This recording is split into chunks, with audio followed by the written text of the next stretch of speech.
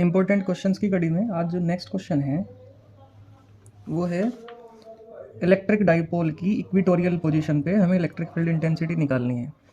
पिछले वाली वीडियो में हमने एक्सियल पोजीशन और इक्वेटोरियल पोजीशन के बारे में पढ़ा था और एक्सियल पोजीशन पे इलेक्ट्रिक फील्ड इंटेंसिटी निकाल भी ली थी। आज जो हमारा काम है वो है इक्वेटोरियल पोजीशन। इक्वेटोरियल पोजीशन का दूसरा भी नाम है जिसे बोलते हैं broad on position. Broad on position. Previous video में हमने बताया था कि इक्वेटोरियल पोजीशन क्या है। सपोज मेरे पास एक डाइपोल है, प्लस क्यू और माइनस क्यू चार्जेस से बना हुआ, जिनके बीच की डिस्टेंस कितनी है 12। मैंने बताया था कि 12 हम इस वजह से लिया करते हैं ताकि जब डाइपोल को सेंटर से डिवाइड करना हो तो एल इधर बच जाए, एल इधर बच जाए। हम मानने को डी भी मान सकते हैं, लेकिन डी मानने से होगा ये कि ये dy2 बन जाएगी, dy2 बन जाएगी, तो उससे कैलकुलेशन थोड़ी सी हाफ वाली होंगी। उसे अवॉइड करने के लिए हम 12 मानते हैं, एल इधर एल इधर। सपोज ये डाइपोल के सेंटर से इसकी इक्वेटोरियल पोजीशन वो होगी जो डाइपोल के परपेंडिकुलर होगी और इसे बाइसेक्ट करेगी, दो इक्वल टुकड़ों में तोड़ेगी। इक्वेटोरियल पोजीशन पे कोई पॉइंट है P, ये पॉइंट P हुआ, और इस P पॉइंट पे इस डाइपोल की वजह से मुझे इलेक्ट्रिक फील्ड इंटेंसिटी निकालनी है। तो मैं क्या करूँगा, एक एक पॉइंट चार्ज की वजह से इस पॉइंट पे इलेक्ट्रिक फील्ड इंटेंसिटी निकालूंगा मैं।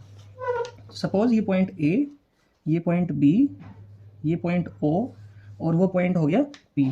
तो सबसे पहले मैं निकालूंगा E पॉजिटिव मतलब electric field intensity due to positive charge. Positive charge की वजह से कितनी होगी 1/4 पाई एप्सिलॉन नॉट। चार्ज कितना है Q अपॉन यहाँ से और यहाँ तक की डिस्टेंस। यहाँ से यहाँ तक की डिस्टेंस निकालने का हमारे पास तरीका है कि ये x है और ये L, तो मैं पाइथागोरस थ्योरम लगा के इसे निकाल सकता हूँ। लेकिन फिलहाल मैं इसे r लिखूंगा और r की वैल्यू होगी x² प्लस L² का रूट। r² की वैल्यू होगी वो रूट हट जाएगा, ठीक है। r² जब होगा तो जो स्क्वायर रूट होगा वो हट जाएगा। तो मैं इसे r एज्यूम कर लिया यहाँ से यहाँ तक, तो ये अपॉन में आ गया r²। और इसकी डायरेक्शन क्या होगी, डायरेक्शन होगी, क्योंकि ये भी पॉजिटिव चार्ज है और जहाँ पे हम इलेक्ट्रिक फील्ड इंटेंसिटी निकालते हैं वहाँ पे भी पॉजिटिव चार्ज एज्यूम करते हैं, तो ये पॉजिटिव चार्ज इस पॉजिटिव चार्ज को रिपेल करेगा इस डायरेक्शन में। तो ये हो जाएगा ई पॉजिटिव की डायरेक्शन। मैं इसे लिख सकता हूँ AP वेक्टर की डायरेक्शन में, क्योंकि इलेक्ट्रिक फील्ड इंटेंसिटी कैसी क्वांटिटी है, एक वेक्टर क्वांटिटी है। इसी तरह से ई नेगेटिव जो होगा वो होगा 1/4 pi epsilon not Q upon. अच्छा, एक क्वेश्चन ये भी हो सकता है कि जब यहाँ पे माइनस है तो हम यहाँ माइनस क्यों नहीं लिखते। एक्चुअल में वेक्टर्स में माइनस का रोल केवल इतना है कि वो हमें डायरेक्शन बताएगा, तो इस वजह से हम माइनस नहीं लिखते, केवल बाद में डायरेक्शन लिखते हैं। क्योंकि ये दोनों ट्रायंगल आइडेंटिकल हैं, सिमिलर हैं, तो इस वजह से ये जो डिस्टेंस यहाँ से यहाँ तक की होगी वही डिस्टेंस ये होगी, तो ये भी r डिस्टेंस होगी। तो अपॉन में r², और इसकी डायरेक्शन कौन सी होगी, ये नेगेटिव चार्ज है, यहाँ पे पॉजिटिव एज्यूम किया हुआ है, तो ये नेगेटिव चार्ज इसे अट्रैक्ट करेगा, तो इसकी डायरेक्शन होगी PB की।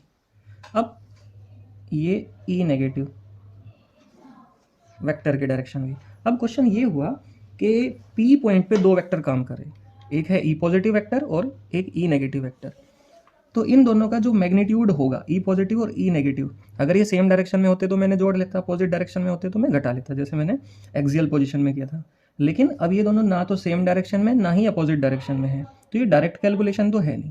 अब हमें या तो 11th क्लास में हमने पढ़ा था कि वेक्टर्स को जोड़ने के हमारे पास दो तरीके हैं। एक तरीका हुआ कि हम triangle law of vector addition लगा लेंगे, दूसरा parallelogram law of vector addition. एक तरीका और भी है जो यहाँ पे ज़्यादा अच्छा काम करेगा। सपोज ये एंगल थीटा है, मैं इन वेक्टर्स को एक्चुअल में रिजोल्व करने वाला हूँ। अगर ये एंगल थीटा है तो आप देखेंगे कि कोरस्पॉन्डिंग एंगल से ये भी एंगल थीटा होगा, क्योंकि ये एंगल थीटा है तो ये भी एंगल थीटा होगा। दोनों ट्रायंगल आइडेंटिकल हैं, कॉन्ग्रुएंट हैं। अगर ये थीटा है तो ये भी थीटा होगा। ये दोनों क्या हैं, अल्टरनेट इंटीरियर एंगल। तो पहले मैं E पॉजिटिव को रिजोल्व करूंगा। रिजोल्व करने का तरीका है कि वेक्टर ने जिस लाइन के साथ में एंगल बनाया हुआ होगा उधर कोस वाला कंपोनेंट आएगा, तो ये बना E पॉजिटिव कोस थीटा इस डायरेक्शन में, और इसके परपेंडिकुलर इस वाली डायरेक्शन में इसका साइन वाला कंपोनेंट होगा, तो E पॉजिटिव साइन थीटा इस डायरेक्शन में आ गया। ये हो गया E पॉजिटिव रिजोल्व। इसी तरह से E नेगेटिव को रिजोल्व करूंगा, तो E नेगेटिव ने भी इसी लाइन के साथ में एंगल बनाया हुआ ये, तो इसका भी कोस वाला कंपोनेंट इधर ही होगा, तो ई नेगेटिव कोस थीटा, और इसके परपेंडिकुलर इस डायरेक्शन में ई नेगेटिव साइन थीटा। तो ई पॉजिटिव और ई नेगेटिव के दोनों के कोस वाले कंपोनेंट इस वाली डायरेक्शन में हैं, और साइन वाले कंपोनेंट ई पॉजिटिव का ऊपर की डायरेक्शन में और ई नेगेटिव का नीचे की डायरेक्शन में। तो from diagram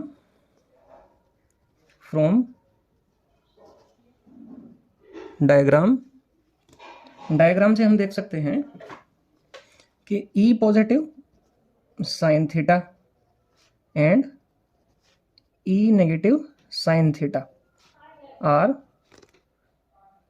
equal and opposite, so they cancel each other।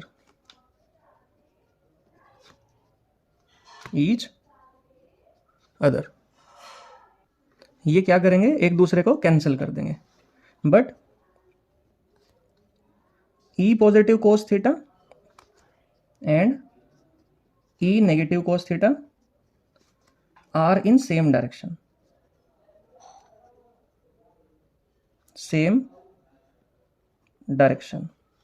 इस वजह से हम क्या करेंगे, नेट इलेक्ट्रिक फील्ड इंटेंसिटी जो होगी, नेट इलेक्ट्रिक फील्ड इंटेंसिटी वो इन दोनों को जोड़ के आ जाएगी, ई पॉजिटिव कोस थीटा प्लस ई नेगेटिव कोस थीटा। क्योंकि ई पॉजिटिव और ई नेगेटिव मैग्नीट्यूड में दोनों सेम है, इक्वल हैं, तो मैं इसे लिख सकता हूँ 2e positive cos theta. Value substitute करूंगा तो ये आ जाएगा, ई पॉजिटिव की वैल्यू है 1/4 pi epsilon naught q upon r square. इसी तरह से कोस थीटा की वैल्यू ट्रायंगल से देखूंगा तो ये ट्रायंगल हुआ POB, इस ट्रायंगल के अंदर थीटा ये है तो बेस ये होगा, हाइपोटेनियस ये और परपेंडिकुलर ये। कोस थीटा हुआ करता है बेस अपॉन हाइपोटेनियस, बेस हुआ L अपॉन हाइपोटेनियस R, तो यहाँ आ गया L अपॉन R। ठीक है, हमने पढ़ा कि Q इंटू 2L ये किसके इक्वल होगा, ये होगा डाइपोल मोमेंट P के इक्वल। तो 1/4 pi epsilon not Q into 2L ये बना P अपॉन R क्यूब।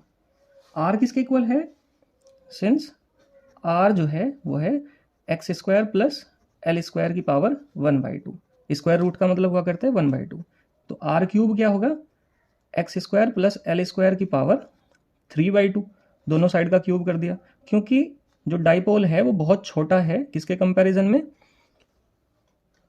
इसके एक्स के कंपैरिजन में। ये जो डिस्टेंस हमने ली डाइपोल के सेंटर से, अगर ये काफ़ी ज़्यादा है तब हम क्या करेंगे, इस L को नेग्लेक्ट कर देंगे। यहाँ से क्वेश्चन में लिखा आएगा कि शॉर्ट डाइपोल के लिए, अगर शॉर्ट डाइपोल के लिए नहीं लिखा था तब हमारा क्वेश्चन यहीं एंड हो जाएगा और हम R क्यूब की वैल्यू सब्सटीट्यूट कर देंगे।